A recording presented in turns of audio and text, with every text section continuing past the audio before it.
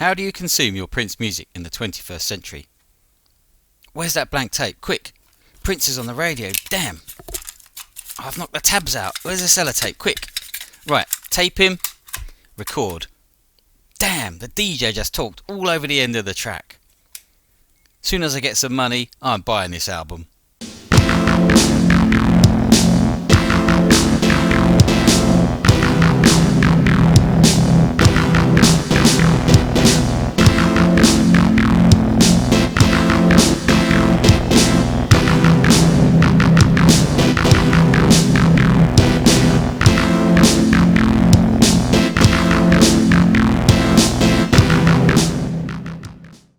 When Prince started out on his incredible career, the way we consume music was so different to today.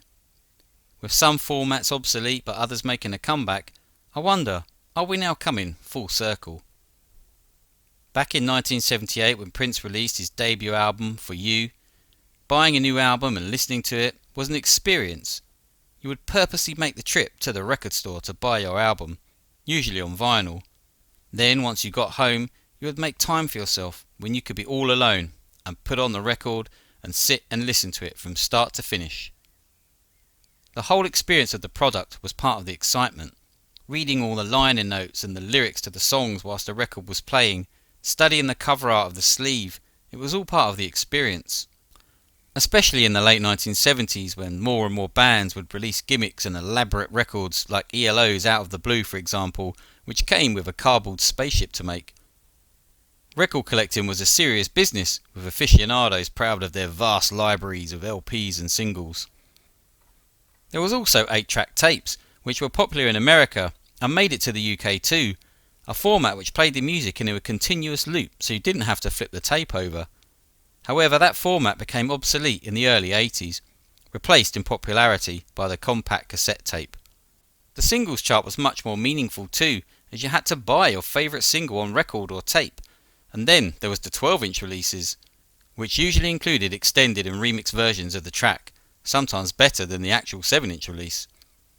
In the case of Prince, there have been some brilliant 12-inch releases, including Little Red Corvette Dance Mix, Let's Go Crazy Special Dance Mix, I Wish You Heaven Parts 1, 2 and 3, to literally name just a few. Then there were the B-sides. For most artists, the B-side was mainly a throwaway, either including an album track or a previous single release. But for Prince, this was a chance to showcase even more of his music. Some of Prince's B-sides were better than most other artists' A-sides. Iconic tracks like She's Always in My Hair, 17 Days, How Come You Don't Call Me Anymore, and Erotic City, to name just a few. In the early 1980s, with the popularity of the Walkman taking off, buying music and how we consumed it began to change. Now we could purchase our album and listen to it the moment we left the record store. Personal stereos were a look to the future, as today there's hardly a person who doesn't listen to music on some kind of personal device. From the Walkman to the Discman, mini-disc players to MP3 players, iPods to smartphones. Back in the 80s, it wasn't just a novelty of being able to play your favourite music on the go, it was the blank cassette format. Suddenly we could record music off the radio or from tape to tape. The mixtape was born, the original playlist maker. Anyone who grew up in the 80s would have made a mixtape of some kind, be it various singles off the radio or favourite tracks from your albums, to creating a love song collection for your girlfriend or boyfriend. And it wasn't just music.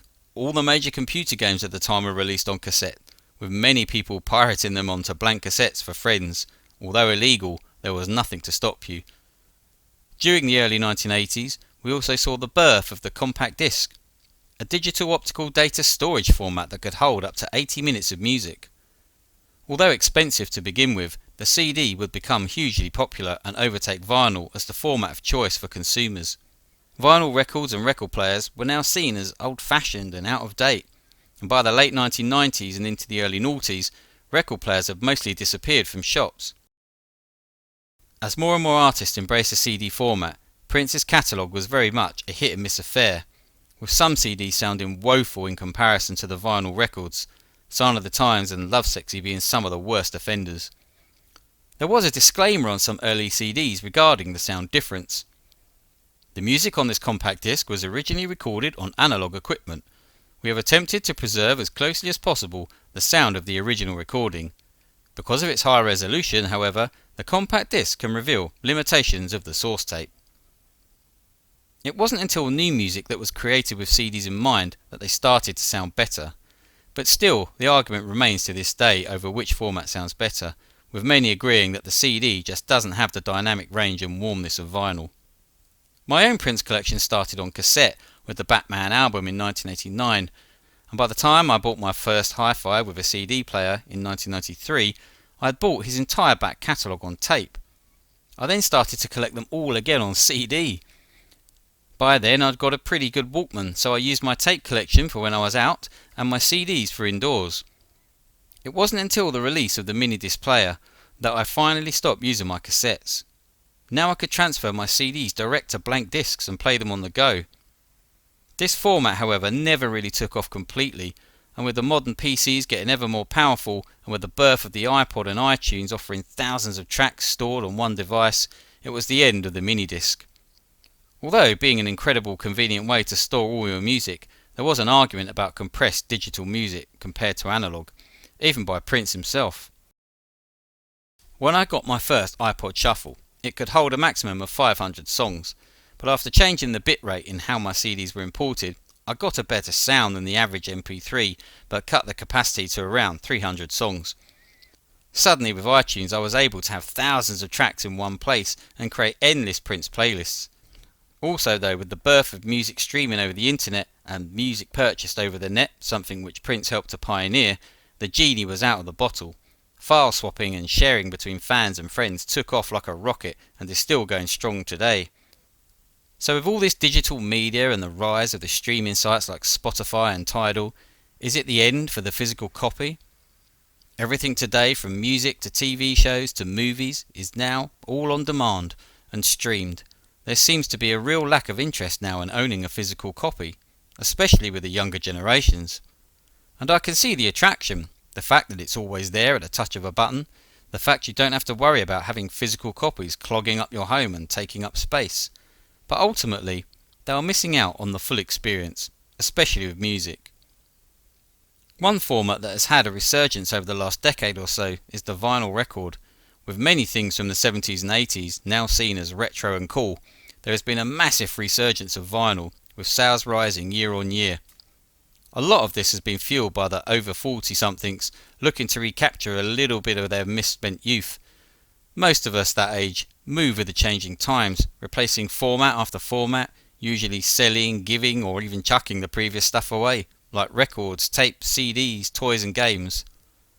Just have a look on eBay and see the amount of bids and interest in anything retro. It's become a massive business. For myself, I had a few 12-inch singles from my teen years which I'd kept, but I'd never bought any Prince on vinyl. That changed after Prince passed away. A couple of years previous I inherited one of those turntables that connects to a PC from my father-in-law after he passed away, but I'd never used it. And after digging it out from my loft and finding I could hook it up to my amplifier and playing my old 12-inch singles, suddenly the prospect of now trying to get some Prince on vinyl was really appealing and exciting. I wanted to get some of his classic albums as a tribute, and so my Prince vinyl journey began. I'd forgotten myself what a pleasure and experience the whole vinyl experience was, just putting on the record, sitting back on the sofa and going on the journey. The first Prince vinyl I got was Purple Rain as a Christmas present, and after that I'd soon managed to get a copy of The Beautiful Experience on vinyl, The Scandalous Sex Suite, Artificial Age, Parade, and a host of 12-inch releases including Bat Dance, Party Man, I Wish You Heaven, and a picture disc of the release of Seven. And at the same time as I started collecting myself, then the reissues and deluxe editions of Prince's albums began, and over the last few years I've managed to get Planet Earth, Sign of the Times, Piano and a Microphone 83, Originals, One Night Alone Piano, and It Ain't Over from the One Night Alone live shows. And finally, on vinyl, The Rainbow Children. So with the deluxe editions offering different combinations of CDs, vinyls and digital codes, it seems all bases are covered. Granted, the only way to get all the versions is to buy all the expensive deluxe box sets, something that needs to be looked at, but at least there are beautiful physical copies being produced. The Rainbow Children with its rainbow slip mat and clear vinyl, the Sign of the Times Deluxe, the high mark so far for the Super Deluxe releases, with its beautiful box set. They are truly desirable items, and with the Welcome to America release just around the corner too, there looks like there will be physical copies still for a few more years to come. So have we come full circle with how we consume our music? Well, yes and no. We have the resurgence of vinyl and even cassette tapes starting to appear again. We have ways to listen to our music on the go, just like we did back in the day, but now with so much more choice. But we also have the dwindling sales of CDs. The CD single no longer exists. We have the inferior sound quality of CDs and MP3s compared to vinyl, and we have the lack of the experience of buying an album like we used to, with kids all streaming and downloading their favourite tracks these days. I feel sorry for the younger generations the most. They are growing up in an era where true musical icons are thin on the ground, where the charts are meaningless to most. We had Top of the Pops that everyone would watch. It was cross-generational, so everyone knew who was number one or what was popular in the charts. They have nothing like that now. They have no big album releases in a record store like we used to either. Remember the queues to buy a new Prince album on release day, the cardboard cutouts and posters that would adorn the stores as the music bellowed out, with Prince even showing up sometimes to sign records himself. All that excitement and experience has been lost on them. I think for us over 40-somethings, we've never had it so good. We've got the memories of the past, of how it was, and we've got our physical copies, many original, some new, and with the possibility of more to come too.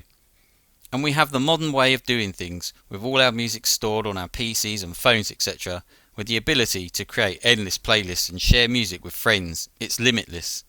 So in a way, we've been spoilt, having had the best of everything. But for the younger generations and their experience of music, it just feels incredibly sterile and uninspiring. A lot like some of the music that is created today. Don't get me wrong, every generation has their own music or sound, and not everything from back in the day was brilliant. But from having a teenage son and seeing firsthand his experience with the music for his generation compared to the old, well, it's night and day. Dad, can you please put some more Prince tracks on my phone? Maybe things aren't so bad for them after all.